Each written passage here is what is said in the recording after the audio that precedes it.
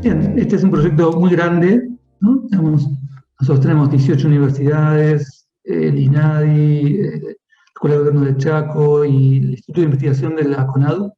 Es un proyecto muy grande que busca abordar las representaciones sociales que hay en la Argentina en torno a la pandemia, viendo, digamos, las incertidumbres, las emociones, las solidaridades, las expectativas, digamos, tratando de captar eso, pero en términos de las diferencias que hay en distintas regiones del país y en distintos sectores sociales, ¿no? Ver cómo la gente, cada identidad procesó la pandemia, cómo, digamos, cómo la experimentó, pero entonces también cómo se la representó, ¿no? Entonces, y qué expectativas está teniendo en términos de futuro, de un futuro más cercano y de un futuro más lejano, ¿no? En términos temáticos, fuimos creciendo en el proceso de elaboración del proyecto hace casi un año, y entonces nos organizamos en torno a 8 subredes temáticas que buscan abordar los valores en torno a la pandemia, cómo las distintas creencias religiosas y sentido de la vida influyeron, qué representaciones hay sobre la ciencia y los científicos en torno a la pandemia, y también eso cómo interactúa con las representaciones que hay sobre la naturaleza. Al mismo tiempo ver cómo jugaron las identidades y las pasiones políticas que tanto nos atraviesan los argentinos en términos de la evaluación de la gestión de la pandemia, pero también en términos de las expectativas a futuro que hay. También, casi en paralelo con esto, cómo las distintas identidades territoriales estuvieron jugando en las representaciones sobre la pandemia. Es decir, de los distintos tipos de barrios, distintos tipos de ciudades, distintos tipos de pueblos, la gente que vive en el campo, la gente que vive en las distintas zonas del país. Nuestro proyecto tiene nodos en todas las 7 zonas que armó en la convocatoria, y eso nos permite tener una mirada muy federal sobre todos estos problemas. Y también ver cómo jugaron las representaciones sobre la educación, todo el tema de la enseñanza, digamos, que fue tan clave y está tan cargado, digamos, ¿no?, en Argentina. De la población en general, y también hay una submuestra de docentes, después les cuento un poco el tema de las submuestras. Y por último, la octava de las redes quiere mirar, digamos, la cuestión de la salud, y en particular también la cuestión del cuerpo, ¿no? Cómo las distintas percepciones de las corporalidades jugaron en este problema de la pandemia y del encierro, ¿no? Entonces, todos estos temas son como muy vastos y tienen como eje esta idea de representar cómo la gente se representó la pandemia, cómo la vivió y cómo la está viendo a futuro.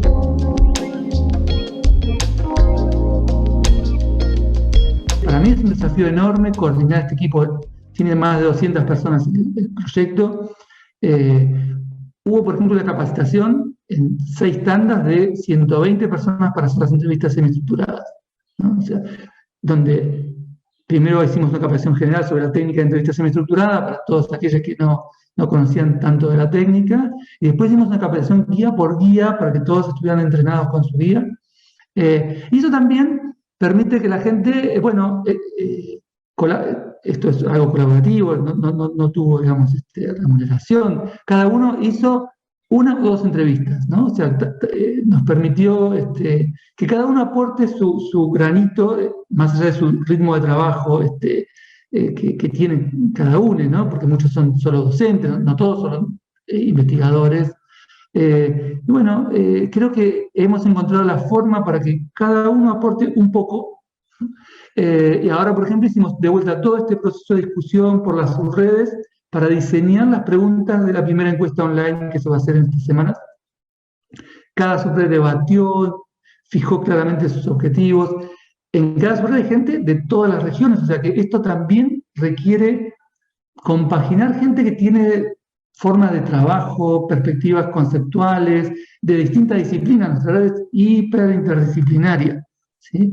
Desde gente de ciencias exactas hasta gente de sociólogos, antropólogos, trabajadores sociales historiadores, cientistas políticos, no me quiero olvidar de nadie, gente de educación, del área de lengua, o sea, todo eso se compagina y contradicción de trabajo distinto, digamos, ¿no? O sea, una cosa es alguien que está trabajando en el Sino Germani de la UBA y otra cosa es alguien que trabaja en La Rioja o en Misiones o en Río Negro y algunos con perspectivas metodológicas distintas y criterios incluso éticos distintos sobre qué se puede preguntar y qué no se debería poder preguntar.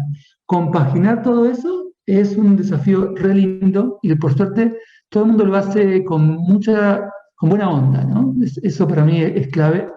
Y de una forma muy colaborativa y bueno, sabiendo resignar posiciones, compaginar, ¿no? Es quizás lo más difícil, pero viene saliendo muy bien. Yo creo que una de las virtudes de la forma en que procesó la comunidad académica, quizás, y otros sectores, la pandemia, es esta gran adaptación a este mundo virtual. Entonces, yo creo que si no fuera por la pandemia, no hubiéramos podido poner en contacto tantos grupos y tanta gente diversa. Un poco también estamos abiertos, no estamos muy seguros de qué vamos a encontrar, ¿no? Creo que es el desafío de toda investigación realmente que tenga una perspectiva epistemológica abierta. No trabajar con hipótesis, nosotros trabajamos más con campos de interrogantes y justamente empezamos con técnicas quali para ver, bueno, qué aparecía. Y viendo, por ejemplo, no sé, sintió que perdió libertades, que el gobierno le sacó libertades por demás, y ahí ya encontramos una primera sorpresa, casi nadie dice que sintió que el gobierno le sacaba libertades, ¿no? O sea, son solo, digamos, podemos decir un 5% de la gente sintió que el gobierno le sacaba libertades innecesariamente. Algunos dicen, sí, sentí que perdía libertades, pero no lo diría así, porque era lógico que me restringieran eso. Y otra gente que dice que ni siquiera sintió esto. Incluso, más o menos, un 40% es crítico de la gestión de la pandemia. O sea, incluso aquellos que son críticos de la gestión de la pandemia, no son críticos en términos de que sintieron que les perdían libertades, ¿no? Por ejemplo, este es el tipo de hallazgo que estamos encontrando. O sea, viendo cómo la gente percibe los fenómenos, cómo se los representa, qué sintió frente a estas cosas, e incluso desde dónde narra esto, ¿no? O sea, por ejemplo, si narro que estoy... Otra cosa encontramos, la gente que está más o menos de acuerdo en cómo el gobierno gestionó la pandemia es la gente que responsabiliza más de por qué no salió bien la gestión a la conducta de la gente. En cambio, por ejemplo, encontramos que aquellos que son críticos de la gestión del gobierno, bueno, una porción importante señala que casi ninguno de ellos hace referencia a cómo se comportó la gente. O sea, solo responsabiliza de qué pasó con la gestión de la pandemia a la gestión gubernamental y no incluye como una variable explicativa la respuesta de la gente. Ese tipo de cosas, ¿no? O sea, cómo la gente razona frente a las cuestiones, cómo razona frente a la política, cómo razona frente al rol de los científicos, cómo siente que jugaron sus creencias religiosas en términos de pandemia. O sea, en qué medida la gente, encontramos que un buen porcentaje se aferró más a sus creencias. Incluso aquellos que tenían creencias más débiles buscaron ese refugio para poder sobrellevar la pandemia. En qué medida las actividades físicas que lograron hacer les permitieron, bueno, sobrellevar mejor la situación. Encontramos una persona que caminaba 8 kilómetros diarios adentro de su departamento, por ejemplo, ¿no? Ese tipo de cosas, ¿no? Se daba vueltas, ¿no? Una señora mayor, ¿no? Que no sentía temor en salir porque vivía en el conurbano. O sea, también la pandemia se vivió de modos muy distintos en una pequeña localidad. Entrevistamos gente justamente la muestra, es una muestra muy cuidadosa, de gente de distintas posiciones políticas, de distinto tipo de localidad, de distintas actitudes de género. Entonces, todo eso lo pusimos en juego para evitar que quedaran muestras mal representadas, ¿no? Así fue un trabajo, los nodos realmente hicieron un trabajo excelente en identificar gente que le pedíamos, ¿no? Entonces necesitamos que en La Rioja haya tal persona con tal posición política, con tal actitud de género, de tal edad, de tal situación laboral, para que este mapa del país fuera lo más diverso posible. Esa diversidad está garantizada por varios lados, por la gente que entrevistamos, pero también por el diseño de los instrumentos que ha sido hecho federalmente por gente de todo el país. Entonces, ese juego realmente es muy rico y de muchas disciplinas que entonces piensan cosas y miran cosas que a uno en principio le parecían, a veces desde su disciplina, pero ¿y eso a quién le va a interesar? ¿Y eso qué va a dar? Bueno, vamos a ver, ¿no? Y dan cosas súper interesantes.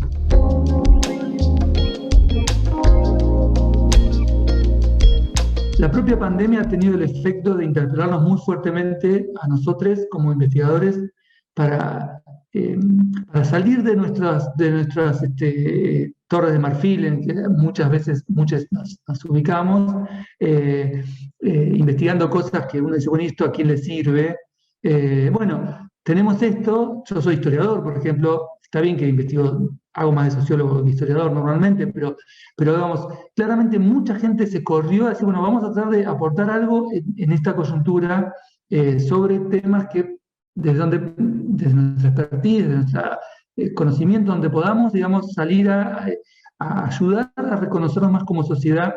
Yo creo que, bueno, buena parte de los problemas de la gestión de la pandemia tiene que ver con saber poco sobre nosotros, saber cómo íbamos a reaccionar frente a esto. Yo creo que falta información, hemos quedado muy presos del discurso mediático. El discurso mediático es un discurso que en esta especie de pseudo pluralidad de voces insiste con instalar una agenda que no tiene nada que ver con la agenda de las mayorías populares y que ha convertido, según vimos en estudios previos a este de la Universidad de Quilmes, a una minoría intensa que se cree mayoría, ¿no? Entonces, esa minoría que no se quiere cuidar, que no quería, digamos, tomar medidas frente a la terrible segunda ola, que quería irse de vacaciones a Brasil y lo logró. Es decir, que en muchos puntos logró quebrar la posición de cuidado del gobierno, porque sigue pareciendo que es mayoría, ¿no? Entonces, nosotros tenemos una encuesta antes de la segunda ola que nos muestra que la mayoría de la sociedad argentina, el 60%, quería cuarentena frente a la segunda ola porque veía la gravedad. Esto en febrero, ¿sí? Y solo un 20% no quería tomar medidas. Y sin embargo, se instaló como que ese por ciento era la mayoría. Y ese 20% creía que era mayoría cuando le volvíamos a preguntar cómo se pensaba. Y en cambio, la mayoría se pensaba que era una minoría. Y esto lo vemos en las interacciones cotidianas, en los grupos de padres, en los grupos, ¿sí?, sociales. Incluso los periodistas me preguntaban, ¿pero cómo es así? ¿Cómo es que la mayoría de la gente se sigue cuidando? Si yo veo mucha gente en los bares, claro, el 10% de los adultos son 3 millones de personas, el 20% de los adultos de Argentina son 6 millones de personas. Si esos 6 millones de personas llenan fácilmente bares, restaurantes, protestas, etc. Ahora, el otro 80% que se cuida no aparece porque está en su casa. Entonces, este tipo de investigaciones nos permite, yo creo que debería permitirnos reconocernos más como sociedad, quiénes son los que tienen unas posiciones y cómo otras minorías, que los medios instalan como mayorías, tienen otras, ¿no? Entonces, este es uno de los desafíos, de una de las cosas que podemos aportar, es decir, escuchar más lo que la gente piensa y no lo que los medios reproducen sobre lo que quieren los grandes medios concentrados instalar, ¿no? En esta alianza encima con los proveedores de servicios de redes sociales y de buscadores que retroalimentan todo el tiempo lo que los grandes medios hegemónicos instalan. Entonces, podemos ver cómo vivió la pandemia el conjunto de la población, cómo piensa esto, cómo sintieron estas cosas, qué expectativas tienen a futuro, ¿sí? Entonces, creo que la investigación social debería ayudarnos a reconocernos más como sociedad y no quedar tan mediatizados en este reconocimiento. Es un desafío que creo que tiene la democracia en Argentina y que creo que esta investigación puede llevarnos a aportar un granito de arena en este sentido.